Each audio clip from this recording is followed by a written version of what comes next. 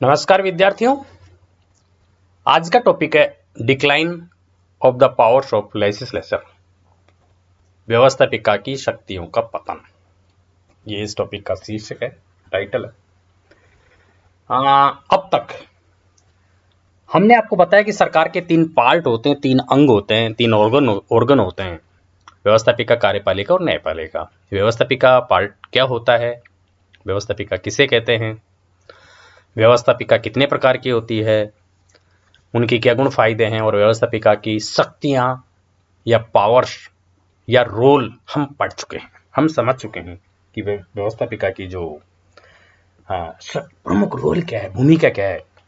आपको उसमें बता ही दिया गया था कि व्यवस्थापिका की जो रोल है वो नेचर ऑफ गवर्नमेंट पे डिपेंड करता है, शासन के प्रकार पर, शासन की पद्धति पर, कि किस देश में किस प्रकार की शासन प्रणाली है।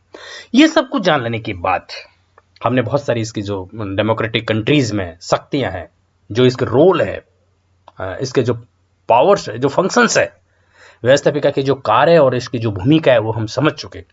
लेकिन पिछले कुछ टाइम से एक परिचर्चा चल रही है कि व्यवस्थापिका की शक्तियों का पतन हुआ है, व्यवस्थापिका की शक्तियों का पतन हुआ है, decline of the powers of legislature. तो व्यवस्थापिका की शक्तियों के पतन को हम दो क्लासेस में, दो दृष्टिकोणों से देखेंगे। एक तो decline of the powers of legislature, व्यवस्थापिका की शक्तियों का पतन, कि व्यवस्थापिका की शक्तियों के पतन से मतलब क्या है।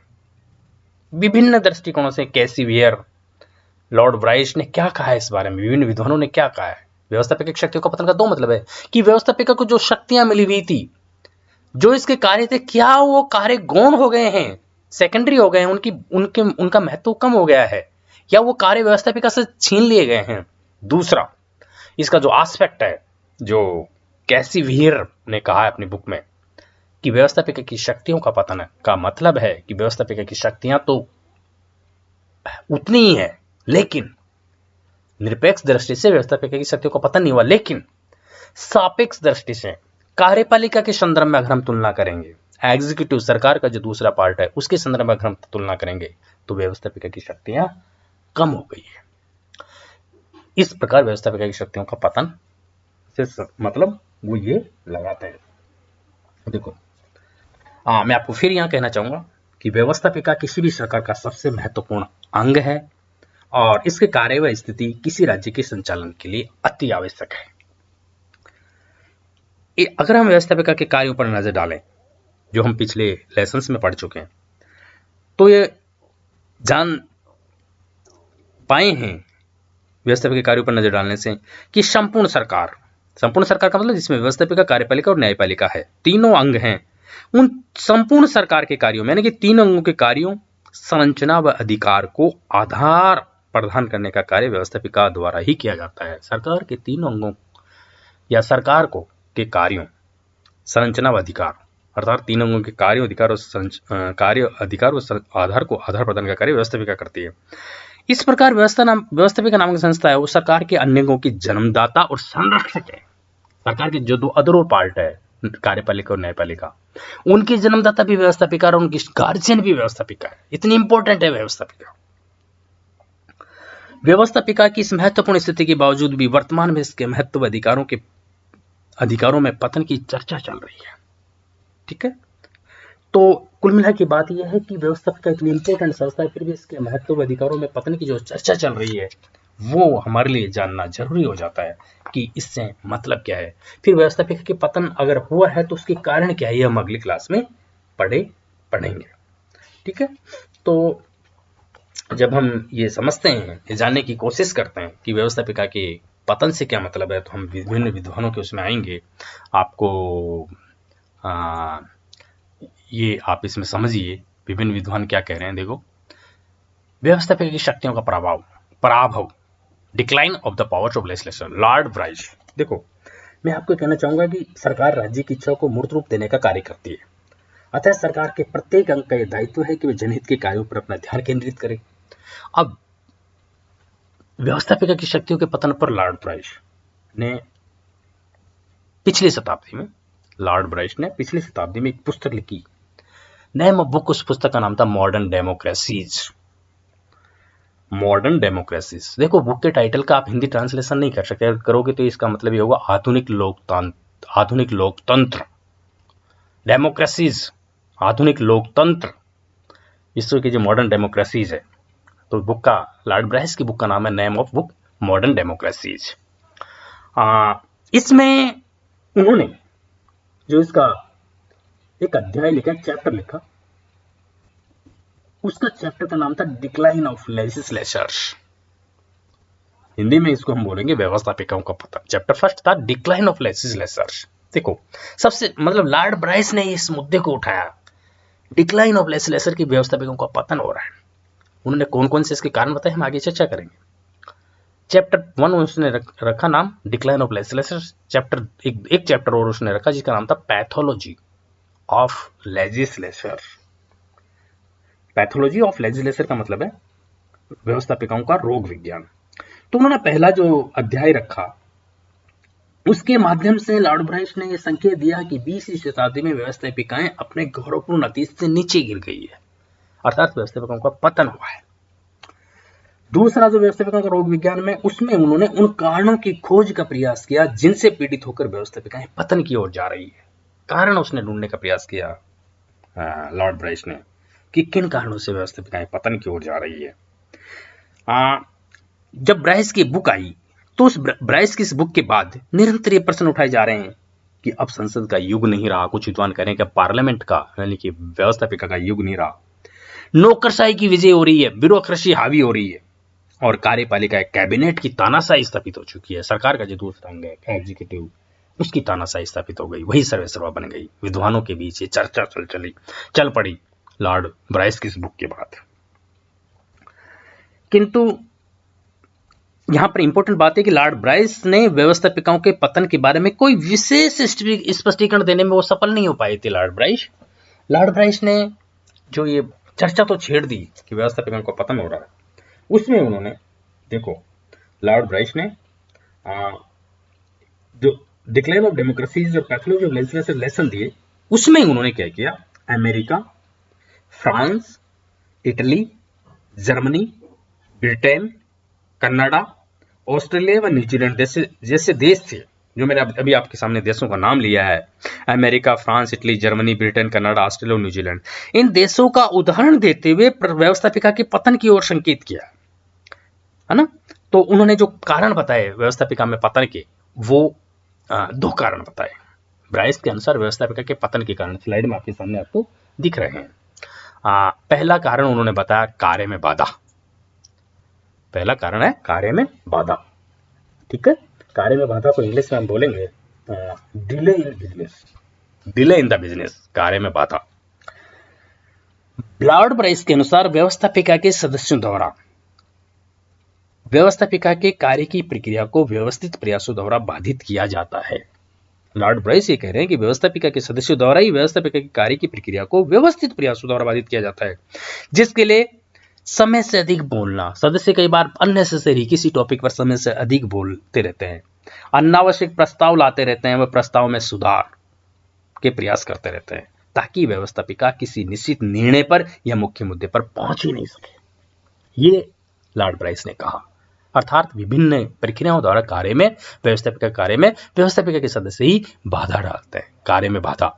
इस कारण व्यवस्थापिका का पतन हुआ। इंग्लैंड में उन्होंने इस प्रक्रिया को, जो विभिन्न प्रयासों द्वारा व्यवस्थापिका के कार्य में बाधा डाला जाता है, उसमें उन्होंने कहा कि इंग्लैंड में से ऑब्स्ट्रक्शन कहा जाता है। आपके सामने लिखा है यूके, यूनाइटेड किंगडम का मतलब है इंग्लैंड, ब्रिटेन। यहां पर इसे अवरोध, ऑब्स्ट्रक्शन का मतलब है अवरोध, ऑब्स्ट्रक्शन। और अमेरिका में, USA, United states of America में फिलीबस्टरिंग कहा जाता है इसी चीज को, फिलीबस्टरिंग। आपसे एक टेक्निकल टर्म्स है कि आपको कोई पूछा जाए फिलीबस्टरिंग क्या होता है, तो ये यूएसए में इसको फिलीबस्टरिंग कहा जाता है। उसी प्रकार अमेरिका में इंग्लैंड में, यूके में ऑब्स्ट्रक्शन, अमेरिका में फिलीबस्टरिंग, ऑस्ट्रेलिया में स्टोन वेलिंग और जर्मनी में से ड्यूरे डेम कहा जाता है। तो उन्होंने ये कहा कि कार्य में जो बाधा पड़ती है व्यवस्थापिका के सदस्य डालते से व्यवस्थापिका का पतन हुआ है। दूसरी बात जो मैं आपको बताना चाहता हूं उन्होंने दूसरा एक और कारण बताया व्यवस्थापिका के पतन के लिए, वो बताया दलों की बहुलता। इसे हम कहेंगे मल्टीप्लिकेशन ऑफ पार्टीज। ब्राइस के अनुसार राष्ट्रों में बड़े दलों के बाद उनके विभाजन से या जाति, धर्म, संप्रदाय, क्षेत्र आदि के आधार पर कई दलों का उदय हुआ है। लॉर्ड ब्राइस कहते हैं कि राष्ट्रों में बड़े दलों के आधार पर, बड़े दलों के बाद उनके विभाजन से बड़े दल बन गए, फिर उनका और विभाजन होता रहा, उससे जाति, धर्म, संप्रदाय, क्षेत्र के आधार पर कई दलों का उदय हो गया जो किसी विशेष समूह का प्रतिनिधित्व करते हैं। ऐसे विभाजन से बने दल बहुत कम अवसर पर सत्ता प्राप्त कर पाते हैं, अतः इनका कार्य सत्ता को प्रभावित करना व सरकार को अस्थिर करना रह जाता है। ऐसे दल, छोटे छोटे दल, बड़े दल के विभाजन से जो छोटे छोटे दल बन जाते हैं, ऐसे बड़े दल जिनको बहुमत प्राप्त नहीं है को समर्थन देकर सरकार बना लेते हैं। कई बार ये छोटे छोटे दल जो बड़े दल को बहुमत नहीं मिलता तो उनको उसको सपोर्ट करते हैं, सपोर्ट करके सरकार को समर्थन देकर मतलब समर्थन दे देते हैं उसको, बड़े दलों को, और सरकार बना लेते हैं और दलों द्वारा प्रस्तावित नीतियों कार्यक्रमों को ही समर्थन देता है। इसे एडमंड बर्क ने प्रतिनिधियों को जनता की इच्छाओं का वाहक पाइप कहा है। अमेरिका में इस दलीय प्रणाली द्वारा प्रतिनिधियों को अपने अनुसार कार्य करवाने को पार्टी कॉकस कहा जाता है। अपने पार्टी के या अपने छोटे छोटे दलों द्वारा अपने प्रतिनिधि भेजकर कार्य करवाने की पद्धति को पार्टी कॉकस कहा जाता है। इस प्रकार मैं आपको यहाँ पर यह बताना चाह रहा हूँ कि बहुत से दल हो जाने के कारण, बड़े बड़े दलों का विभाजन हो जाने के कारण, जो जाति, धर्म, संप्रदाय, क्षेत्र आदि के आधार पर बन जाते हैं, उन दलों की बहुलता के कारण बड़े दल कई बार सत्ता प्राप्त नहीं कर पाते और छोटे दलों की समर्थन लेना उनके लिए जरूर हो जाता है। तो उस छोटे दलों के समर्थन के कारण वो विभिन्न संप्रदायों और वर्गों में बटे हुए होते हैं और उससे वो व्यवस्थापिका की कार्य प्रणाली को प्रभावित करते हैं। इससे व्यवस्थापिका की शक्तियों का पतन हुआ है। ये थे दो कारण लॉर्ड ब्राइस के अनुसार। अब जो और ये जो कैसिवियर, देखो कैसिवियर का भी बहुत इंपॉर्टेंट हुआ है। कैसिवियर ने अपनी बुक लिखी 1968 में जिसका नाम था लेजिस्लेचर, की बुक का नाम लेजिस्लेचर है। उसमें उन्होंने विभिन्न प्रश्न उठाए और उनका विश्लेषण किया विस्तार से। कैसिवियर के विश्लेषण को अगर आप समझोगे तो उससे व्यवस्थापिका का जो पतन हुआ वो भी आपके समझ में आएगा। उसने व्यवस्थापिका के कैसिवियर ने व्यवस्थापिका के पतन से संबंधित उसने भी एक अध्याय जोड़ा जिसका नाम था अपनी बुक में डिक्लाइन ऑफ लेजिस्लेचर, व्यवस्थापिकाओं का पतन। और उसमें उन्होंने अनेक व्यवस्थापिका के पतन से संबंधित अनेक पहलुओं का विश्लेषण किया। उन्होंने अनेक प्रश्न उठाए। वो प्रश्न ये इस प्रकार है, विभिन्न प्रश्नों का विश्लेषण किया कैसिवियर ने। जैसे, क्या व्यवस्थापिका की शक्तियों का ह्रास हुआ है? पहला क्वेश्चन, क्या व्यवस्थापिका की शक्तियों का पतन हुआ है? इसका उन्होंने बहुत विस्तार से विश्लेषण किया कि क्या सच में व्यवस्थापिका की शक्तियों का पतन हुआ है। दूसरा मुद्दा, दूसरा एस्पेक्ट जो उन्होंने उठाया और जिस पर विश्लेषण किया, क्या व्यवस्थापिका की कार्यक्षमता में कमी आई है? कमी आ गई है क्या व्यवस्थापिका कार्यक्षमता में, एफिशिएंसी में, वर्क परफॉर्मेंस? इसका उन्होंने विश्लेषण किया। अगला प्रश्न उन्होंने उठा के उसका विश्लेषण किया, वो था क्या व्यवस्थापिका के प्रति जन सम्मान नहीं रहा है? जनता का सम्मान उतना नहीं रहा है क्या व्यवस्थापिका के प्रति? उसका उन्होंने विश्लेषण किया। एक विश्लेषण उन्होंने किया, क्या व्यवस्थापिकाओं में जनता की रुचि कम हुई है? जनता कम इंटरेस्ट लेने लगी है व्यवस्थापिका में। अगला क्वेश्चन उन्होंने जो किया, फिफ्थ क्वेश्चन जिसको हम बोल सकते हैं, क्या विधायकों के व्यवहार के स्तर में गिरावट हुई है? जो लेजिस्लेचर्स है, मतलब जो मेंबर है लेजिस्लेचर के, उनके व्यवहार के स्तर में गिरावट हुई है। अगला क्वेश्चन जो उन्होंने उठाया, क्या व्यवस्थापिकाओं के शिष्टाचार में कमी आई है? और एक महत्वपूर्ण प्रश्न, लास्ट क्वेश्चन जिसको हम कह सकते हैं जो कैसिवियर ने उठाया, वो था क्या व्यवस्थापिकाओं का महत्व अन्य राजनीतिक व सामाजिक संस्थाओं, विशेषकर, देखो ये क्वेश्चन बहुत इंपॉर्टेंट है लास्ट वाला, क्या व्यवस्थापिकाओं का महत्व अन्य राजनीतिक व सामाजिक संस्थाओं, विशेषकर कार्यपालिका व राजनीतिक दलों या संगठित हित समूह की तुलना में कम हुआ है? तो इन विभिन्न प्रश्नों के विश्लेषण के आधार पर वे कहते हैं, जो निष्कर्ष में आपको आगे बताऊंगा, कि व्यवस्थापिकाओं ने अपनी शक्तियां, कार्य कुशलता व सम्मान को तो बनाए रखा है या उसमें वृद्धि कर ली हो। अधिकांश विद्वान ये मानते हैं, जो कैसिवियर का विश्लेषण है, कि व्यवस्थापिकाओं ने अपनी शक्तियां, कार्य कुशलता और सम्मान को बनाए रखा हो या इसमें वृद्धि कर ली हो, किंतु फिर भी उनका अन्य संस्थाओं से सापेक्ष रूप से उक्त सभी पहलुओं में पतन हुआ है। जो दूसरी संस्थाएं लाइक कार्यपालिका, उनके सापेक्ष में, उनकी तुलना में उनका शक्तियां नहीं बढ़ी, कार्यपालिका ने अपनी शक्तियां बढ़ा ली। इस प्रकार हम कह सकते हैं कि विभिन्न पहलुओं के संदर्भ में जो ऊपर चर्चा की जा चुकी है उनमें पतन हुआ है, क्योंकि अन्य संस्थाओं ने अपनी शक्तियां बढ़ाकर अपना स्तर सुधार लिया है। यदि व्यवस्थापिकाओं की शक्तियों, कार्यकुशलता, गरिमा और स्थिति के बारे में वर्तमान शताब्दी का एक सामान्य सर्वेक्षण किया जाए तो यह स्पष्ट होता है कि किसी व्यवस्थापिका की शक्तियों में, विशेषकर कार्यपालिका की शक्तियों की तुलना में पर्याप्त अवनति हुई है। वृद्धि नहीं हुई, अवनति हुई है। कार्यपालिका की शक्तियां बढ़ गई है। वर्तमान शताब्दी में राजनीतिक संस्थाओं का विकास इस तरह हो रहा है जिसमें कार्यपालिका की शक्ति में अभूतपूर्व वृद्धि हो रही है ना। गत 2 विश्व, इसका कारण कही है कि कार्यपालिका शक्तियां क्यों बढ़ रही है। पिछली शताब्दी में 2 विश्व युद्ध हुए और विश्व युद्ध की हमेशा आशंका बनी रही। समय समय पर आर्थिक संकट आए, समाजवादी अथवा लोक कल्याणकारी नीतियों का ज्यादा प्रचार प्रसार हुआ, विज्ञान और तकनीकी का विकास होने के कारण उसका प्रभाव पड़ा और अंतर्राष्ट्रीय विभिन्न देशों के मध्य अंतर्राष्ट्रीय तनाव बना रहा, जिसके कारण कार्यपालिका की शक्तियां बढ़ी। ये जो मैंने आपको अभी नाम लिया, ये सारे फैक्टरों ने कार्यपालिका की शक्तियों को बढ़ाया। इनके कारण कार्यपालिका का महत्व बढ़ गया। इसी संदर्भ में जब हम चर्चाएं कर रहे हैं तो कुछ और विद्वान जो कहते हैं, है ना, अन्य विद्वानों के विचार जो व्यवस्थापिका के पतन के बारे में है, जैसे लॉ पोलंबरा की मान्यता है कि व्यवस्थापिकाओं का पराभव कार्यपालिका की शक्तियों की तुलना में हुआ है। कार्यपालिका की शक्तियों से अगर हम तुलना करेंगे तो व्यवस्थापिका की शक्तियों का पराभव हुआ है। इसी प्रकार रॉबर्ट सी बॉन ने इसको अवनति न कहकर इस तरह व्यक्त करना पसंद करते हैं कि व्यवस्थापिका कार्यपालिका संबंधों में 20वीं शताब्दी के पिछले कुछ दशकों में ऐसा कुछ परिवर्तन आया है कि कार्यपालिका प्रबल बन गई है। और जीन ब्लॉडल भी व्यवस्थापिका का यह पराभव केवल विधि निर्माण के क्षेत्र में ही स्वीकार करते हैं। इस प्रकार सभी विद्वानों का विचार है, जो मैंने अब तक चर्चा करी, कि जहां एक और व्यवस्थापिकाएं कार्यपालिका की तुलना में कमजोर हो गई है, वहीं अपनी स्वयं की शक्तियों के वास्तविक प्रयोग की दशा में भी शिथिल होती जा रही है। ये अन्य अपनी स्वयं की शक्तियों के प्रयोग में भी ये शिथिल होती जा रही है। तो ये एक्चुअल में विभिन्न विद्वानों ने जो विचार व्यक्त किए हैं वो मैंने आपको बताए हैं कि कार्यपालिका की शक्तियों में वृद्धि हुई है। और उन कार्यपालिका की शक्तियों का मतलब ये नहीं है कि कार्यपालिका शक्तियों की वृद्धि का कि उसने व्यवस्थापिका से कुछ शक्तियां छीन ली है, लेकिन निष्कर्ष के रूप में जो हम कहेंगे, कैसी वियर ने जो विचार व्यक्त किया उससे अधिकांश विद्वान सहमत है और हम भी सहमत होंगे। हम भी मानते हैं ये निष्कर्ष है कि इसी वीर का वो बहुत अच्छा निष्कर्ष है।